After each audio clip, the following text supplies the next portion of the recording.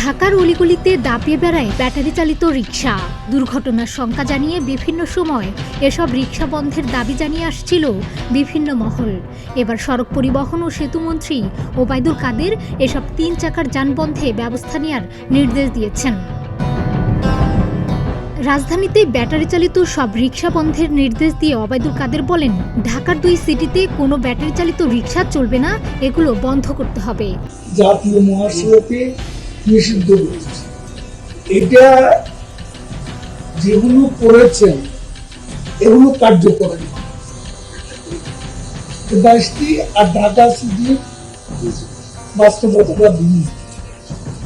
এইবার এই সিটিতে যাতে এসব ব্যাটারি চালিত গাড়ি না চলে এ ব্যাপারে শুধু নিষেধাজ্ঞা আরোপ নয়, এগুলো চলতে যাতে না পারে সে ব্যবস্থা। বুধবার রাজধানীর বনানীতে বাংলাদেশ সড়ক পরিবহন কর্তৃপক্ষের কার্যালয়ে এক সভা অনুষ্ঠিত হয়। সেখানে ঢাকা উত্তরের মেয়র আতিকুল ইসলামের দাবির পরিপ্রেক্ষিতে সেতুমন্ত্রী এ নির্দেশ দেন। সভায় এসব ব্যাটারি চালিত রিকশার বিরুদ্ধে ক্ষোভ জানিয়ে কথা বলেন ঢাকার উত্তর ও দক্ষিণ সিটি কর্পোরেশনের মেয়র শেখ ফজলে নূর তাপস ও মোহাম্মদ আতিকুল ইসলাম। অনেকটা ক্ষোভ জানিয়ে মেয়র তাপস বলেন, ভয়াবহ ব্যাপার যখন রিকশা চালকরা 2 পা উপরে উঠিয়ে বেপরোয়া গতিতে গাড়ি চালায়। অনেক প্রতিবন্ধী আছেন যারা চোখে কিছুটা কম দেখেন, তারাও এই রিকশা নিয়ে নেমে পড়েন। পরে আতিকুল ইসলাম বলেন, সিদ্ধান্তে আসা দরকার যে ঢাকায় ইজি বা অটোরিকশা চলবে না, এটি অত্যন্ত ঝুঁকিপূর্ণ। এর প্রেক্ষিতে ওবায়দুল কাদের বলেন, ব্যাটারি চালিত কোনো গাড়ি যেন ঢাকার 2 সিটিতে না চলে। 22টি মহাসড়কে এসব যান নিষিদ্ধ করা হয়েছে। শুধু নিষেধাজ্ঞা নয়, চলতে যেন না পারে সে ব্যবস্থা নিতে হবে। পরে সড়ক পরিবহন ও সেতুমন্ত্রী জানান, রাজধানী ঢাকায় মোটরসাইকেলে হেলমেট বাধ্যতামূলক করা গেলেও ঢাকার বাইরে তা উপেক্ষিত। আজ থেকেই নো হেলমেট নো ফুয়েল সারা দেশে কার্যকরের নির্দেশ দেন তিনি।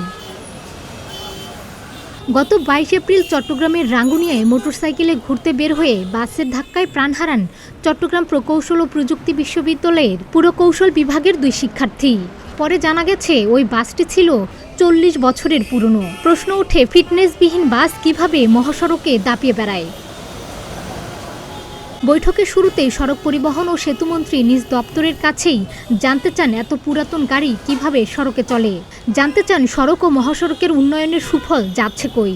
শৃঙ্খলা যদি না আসে, প্রতিনিয়তই কথা শুনতে প্রায়শ ঘটনা বেশি এবং মর্মান্তিক কিছু দুর্ঘটনা হয়েছে। এই বছরের তুলনায় নেক্সট ইয়ার আরো কম হবে, তারপর বছর আরো কম হবে। তাহলে আমরা এখানে কাজ করছি কেন? আমাদের টিম ওয়ার্কের সফলতাটা কোথায়? এখন এই করছেন, ওই ডিজিটালাইজ করেছেন, এসব সেসব নানান পরিকল্পনা, এগুলো রেজাল্ট তো পাচ্ছি না। রেজাল্ট না পেলে এগুলো করে কিনা। এরপর একে একে বিভিন্ন অংশীজনের তোপের মুখে পড়েন সড়ক সচিব। বিশেষ করে ড্রাইভিং লাইসেন্সের জট, দুর্ঘটনা সহ বেশ কিছু বিষয়ে শ্রমিক সংগঠনের নেতা শাহজাহান খানের প্রশ্নে খেই হারান সড়ক সচিব। ডেস্ক রিপোর্ট, প্রতিদিনের বাংলাদেশ।